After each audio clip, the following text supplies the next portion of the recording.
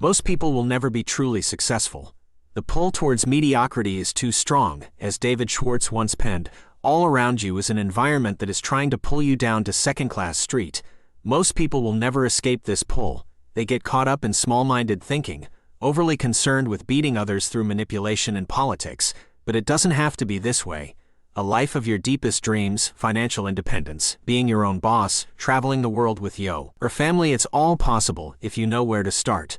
But most people will never turn away from the safety and security of the crowd to realize this. Most people hate failure. They run from it. In their eyes, if they suck at something, it means they suck as a person. But this is why they stay in mediocrity. If they aren't willing to fail, they can't learn from their mistakes. If they never learn, they'll never grow and develop into something more. Would you like me to give you a formula for success? It's quite simple, really. Double your rate of failure. Thomas J. Watson said, "You can be discouraged by failure, or you can learn from it. So go ahead and make mistakes. Make all you can. Because remember, that's where you will find success. If you're not willing to fail, you guarantee that you'll stay average at best. If you want to grow into an extraordinary version of yourself, you must be willing to fail a lot. Failure brings humility, develops your character, and helps you not take things so seriously. Like a plant placed from the shade into sunlight, your growth rate will accelerate tenfold." I remember when I first started blogging, I was terrified of negative feedback.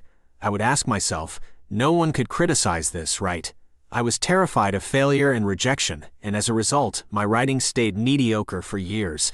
But then I started to embrace the possibility of failure. Benjamin Hardy put it this way: "Don't seek praise, seek criticism." By embracing failure, I opened myself up to enormous success I had never seen before. Most people choose entertainment and distraction over learning and growing. And it's not surprising learning is hard. Going to counseling, becoming a student of your craft, and constantly failing aren't fun.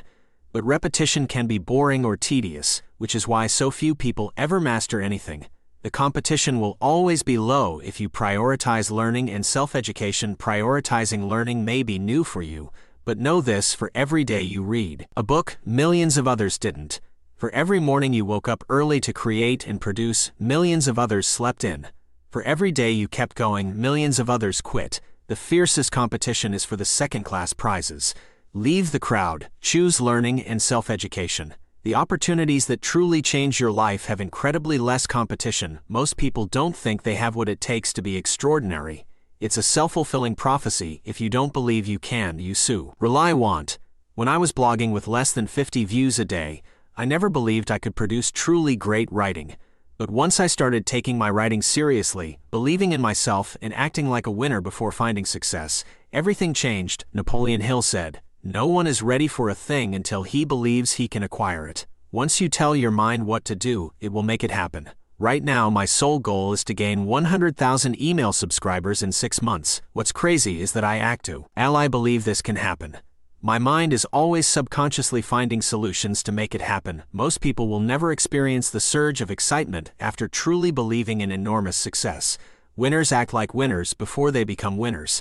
They believe they can succeed, and their minds start working on how to get there. Back when I was 23 and had a little blog with less than 50 views a day, I joined an entrepreneur networking group. I quit after a few weeks because there were 2 members who just wanted to talk about their titles and money. But titles and impressing others are not what you should chase. Focus on becoming a person you are incredibly proud to be. We don't have much time in this world, and the most successful individuals often comment on how surprisingly fast it all went. Jealousy and comparison waste valuable moments. Instead of looking at others, focus on yourself. Learn, grow, experiment, fail, discover what works, build momentum, and marvel at just how fast you're going. Cut out jealousy. Spend your spare time learning and growing instead. Most people will stay in mediocrity, fighting for average subpar prizes, but you can choose success over mediocrity, learning over entertainment, personal growth over jealousy. Choose what you want, not what anyone else wants. The road to an incredibly exciting and fulfilling life is waiting for you. Make the shift from an ordinary life to an extraordinary one. The learning, growing, and development along this path will make you feel more alive than ever before. Choose success, choose learning, choose personal growth, choose yourself. Have you ever been told that you have to choose between quantity and quality? Well, I am here to tell you that it's the biggest lie we've been fed. In fact, quantity can actually support mastery and quality. Don't believe me? Just take a look at history. Some of the most prominent artists in the world were immensely prolific. Isaac Asimov wrote nearly 500 books, Mozart composed 600 works, Van Gogh created 2,000 original pieces, Picasso painted over 10,000 paintings. These masters enlisted the support of quantity to shoot at the moving target of quality. Sure, not everything they created was great, but it was through the sheer volume of their work that they achieved mastery. But quantity alone is not a guarantee of success. It's just the most reliable strategy to create something that people want. Take Thomas Edison, for example. He's famous for inventing the practical and inexpensive incandescent light bulb. But did you know that he applied for more than 1,500 patents? He successfully acquired 100 of them. But he also had major failures along the way, like his attempt to create concrete houses. So why is quantity so powerful? Well, let me give you 3 reasons. First, the frequency of your work showing up at regular intervals without worrying about results can actually lead to better results. Austin Kleon, a renowned artist, wrote about this in a recent blog post. He found that the more he focused on the quantity of his work, the better the quality became. Second, quantity increases quality by encouraging you to commit to the workload necessary to master your craft. Ryan Holiday, a best-selling author, wrote about this concept. He believes that by embracing quantity, you can practice, improve, and reach new levels of excellence. Third, creative blocks often happen when the expectations for a single project become too high. The pressure to succeed can feel suffocating. But when you focus on quantity, you create, release, promote, intake feedback, and improve. You keep the creative energy flowing. Now, I am not saying that quantity is the only strategy that works. Some people succeed because they put all their effort and energy into a single attempt. But many more fail with the same approach and would have benefited from a larger portfolio of smaller bets. It's about spreading your energy and hopes across multiple projects. Author Ray Bradbury famously said, "If you can write 1 short story a week, it doesn't matter what the quality is to start, but at least you're practicing. And at the end of the year, you have 52 short stories, and I defy you to write 52 bad ones." Quantity allows for many different combinations of creative elements and ideas to mix, ultimately leading to a product that expresses what you want to communicate or makes a real impact on people.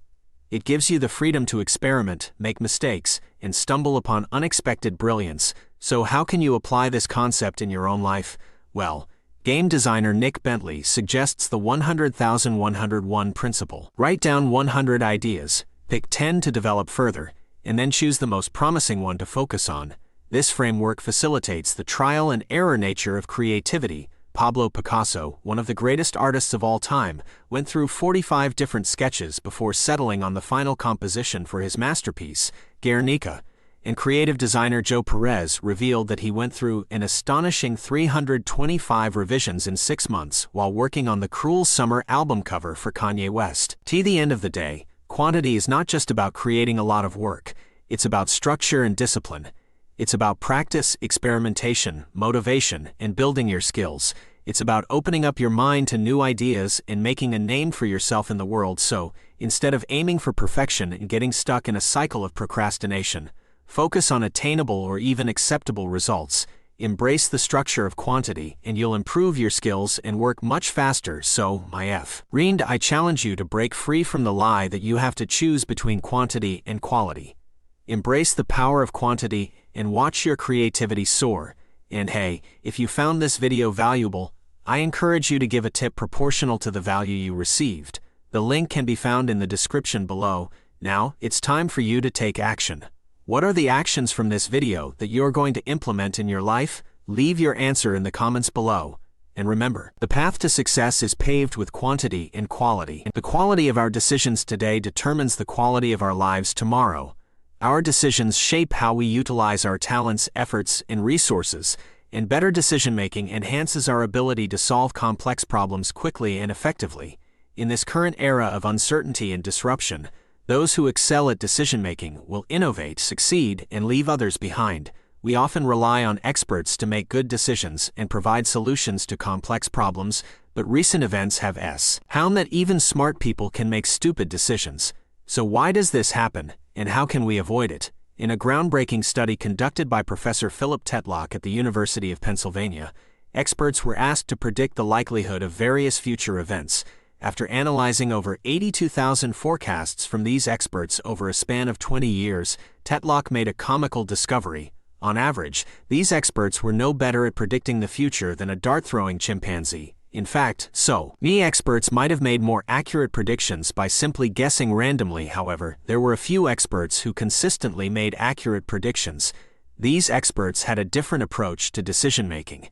Instead of being overconfident and believing they knew everything, they made modest predictions based on a wide range of external data and information. They were comfortable with uncertainty and complexity. They were open to ideas that challenged their beliefs and were willing to revise their predictions based on new evidence. Surprisingly, the experts who had the most knowledge and expertise in their respective fields were often the least reliable. They struggled to admit when they were wrong and clung to their beliefs, regardless of contradictory evidence. This phenomenon can be attributed to confirmation bias, which is the tendency to seek out evidence that confirms our pre-existing beliefs while ignoring or devaluing information that contradicts them. When faced with conflicting ideas or information, we experience discomfort and seek to relieve this discomfort by reaffirming our existing beliefs, even if they are incorrect.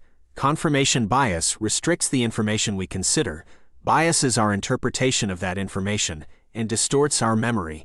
This is why smart people often make stupid decisions. Their vast knowledge increases the likelihood of confirmation bias. To overcome confirmation bias and make better decisions, there are 2 simple steps you can take. Step 1. Practice self-awareness. You must be aware of your own limitations and biases in order to make rational decisions. Slowing down, relaxing, and deliberately focusing your attention on the important aspects of a decision can improve your creativity and decision-making.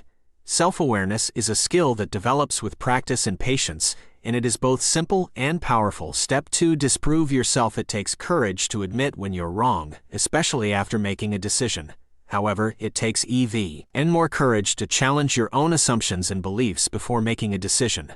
When faced with a problem or challenge, actively seek out ideas and information that contradict your current beliefs.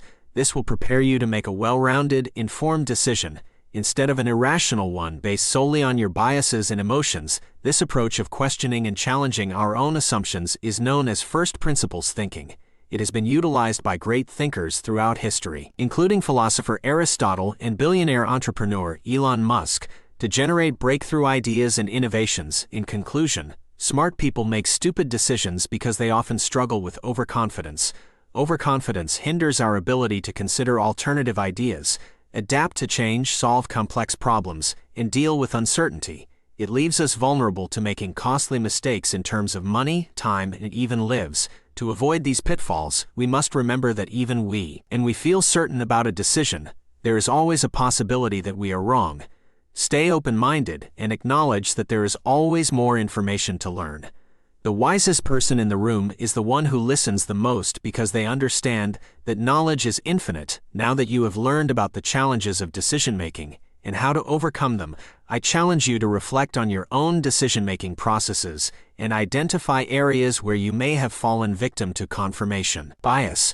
What actions will you take to improve your decision-making moving forward? I look forward to hearing your thoughts in the comments below. If you found this video valuable and it has helped you in any way, consider showing your appreciation by giving a tip proportional to the value you received. Your support will help us continue providing high-quality content. The link to give a tip can be found in the video description. Thank you for watching, and remember, the quality of your decisions, Todd, will shape the quality of your life tomorrow.